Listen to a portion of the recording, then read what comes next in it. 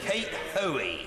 Thank you very much to the Foreign Secretary for that very deep and passionate response on a very fluid situation. This is clearly a significant tipping point in the power balance in Zimbabwe, and while it's not a coup in the sense of the military wanting to actually run the country, it is a coup to ensure that the former Vice President, Emerson Mnangagwa, takes over.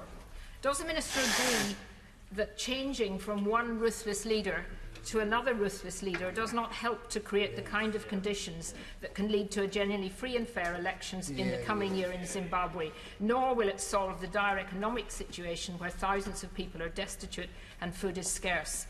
Whilst many people in Zimbabwe and the international community will welcome the removal of the Mugabes, if that is what turns out, does he recognise that the former Vice President Emerson Mnangagwa is probably the one person in Zimbabwe who inspires even greater terror than Mugabe, and that he was responsible for the massacres of at least 20,000 people in Matabeleland shortly after Mugabe took power in 1980?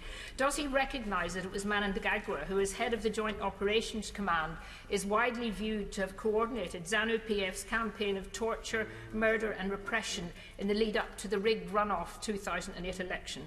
So will the Minister make clear, the Foreign Secretary make clear, that Her Majesty's Government's policy in Zimbabwe will not change overnight, and that we will not jump in to welcome Mnangagwa should he take over right away? What more will the Government do to help ensure that free and fair elections, and give warm support for those struggling inside Zimbabwe to raise the flag of true freedom? Will he make representations to the African Union, to SADC and to South Africa to press the ZANU-PF to allow genuine free elections and not just accept another strongman dictator? And finally, will the Foreign Secretary recognise the importance of listening to the voices of the huge Zimbabwean diaspora here in the United Kingdom, many of whom who sought political asylum but want nothing more than to see their once prosperous country flourishing and free? Mr. Speaker, I renew my tribute to the campaigning of the Right Honourable Lady, and she's been tireless over many, many years and has spoken passionately and accurately and perceptively about this subject, as she has again today. And I think in response to her, I must say that it is too early to comment on the outcome of these events or to be sure exactly how things will unfold. The situation is fluid, and I think it would be wrong for us at this stage, Mr. Speaker, to comment specifically about any personalities that may be involved. Perhaps to say this, that it is not obviously a particularly promising development in the political career of Robert Mugabe.